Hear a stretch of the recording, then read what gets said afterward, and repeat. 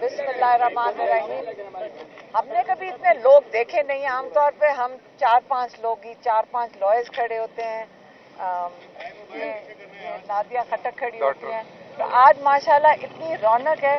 मुझे लगता है जब टिकट का फाइनल हो जाएगा तो ये जगह सारी खाली हो जाएगी, फिर उदास हो जाएगी। खान साहब अकेले रहेंगे।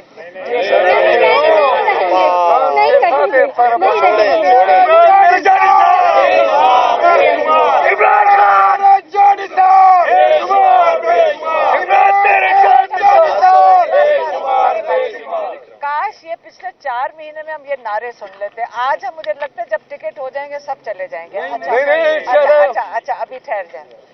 खान साहब ने आज जो पैगाम दिया है, उन्होंने, अब हमें याद रखना पड़ता है और हमारी कोशिश ये होती है कि जो कुछ उन्होंने कहा है बिल्कुल उन्हीं अल्फाज में आपसे आगे रिले कर दूं। उन्होंने कहा कि पिछली कई सदी दिहाइयों से लोग जो पाकिस्तान के ऊपर जो हुकूमतें आई हैं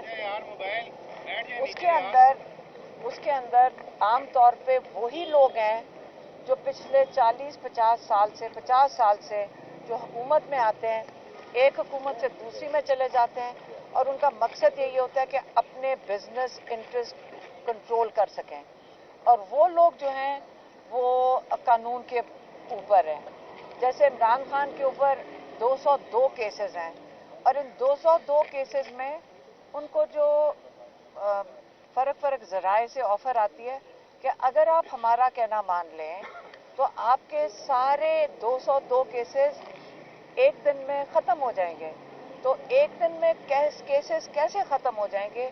अव्वल बनने नहीं चाहिए थे, जब बन गए तो एक दिन में केसेस कैसे ख़त्म हो सकते हैं? ये हमें सबको इस पे सोचना चाहिए कि जब बना देते हैं तो 10 साल भी अंदर डाल देंगे। तो कानून इस वक्त इंसाफ जो है, जो इमरान खान की कहते हैं मेरी पार्टी है तहरीक इंसाफ, उसका मकसद ये था कि सारे पाकिस्तान में जितने भी लोग रहते हैं वो कानून के ऊपर ना हो। और जब तक हम कानून के अंदर लोगों को नहीं आएंगे, सबके लिए एक इंसाफ का निज़ाम नहीं होगा, कहते पाकिस्तान के आगे तरक्की करना नामुमकिन है। ये एक उनका पैगाम था। और दूसरा, उन्होंने आज ये भी कहा कि मेरी पूरी कोशिश है, और उन्होंने जो उनके साथ जो लॉयर्स इनकी लिस्ट साथ लेकर गए हैं, वो बारी बारी उनको यही कह रहे थे कि मेरे जो कारकुन हैं उनको सीटें देनी चाहिए। ये नहीं है कि वहाँ पे किसका पैसा ज़्यादा है। उन्होंने ये भी, मैंने सुना उनको कहते हुए, हमें नहीं कह रहे थे, लॉयर्स को कह रहे थे, मैं आपको सिर्फ बता रही हूँ। उन्होंने कहा ये नहीं देखना चाहिए कि कितने करोड़ रुपए खर्च सकते हैं, आपने ये देखना चाहिए कि पाकिस्तान के लिए जिनका हक बनता है वो हैं जो कारकुन हैं, और कारकुनों को आपने मैक्सिमम कोशिश करनी है कि उनको ये टिकट्स अवार्ड करने चाहिए। ये उन्होंने कहा था।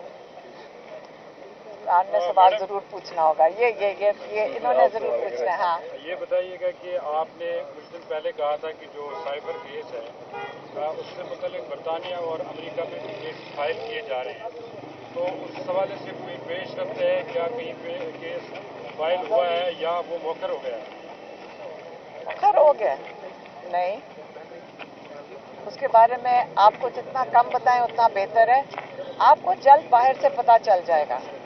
1-2 केसेस ऐसे भी फाइल हुए हैं, ज़रूरी नहीं कि हमने डायरेक्टली किए हों, जिसके अंदर वो डिमांड कर रहे हैं कि ये जो हम जिनसे जो हम कर रहे हैं ये वो वाले नहीं है। लेकिन अब इस वक्त डिमांड जा रही है काफ़ी पाकिस्तानियों की तरफ से कि जिनके रिश्तेदारों को यहाँ पे जिन पे तशद्दुद किया गया, जिनकी बिजनेसेस ख़त्म की गई हैं, वो कह रहे हैं कि वो लोग जो इस तशद्दुद में मुलव्वस हैं, जिन्होंने ये करवाया है, उनके वीज़े कैंसिल किए जाएं, क्योंकि वो यहाँ से, और उनके जिनकी जायदादें बाहर हैं उनको भी जब्त किया जाए।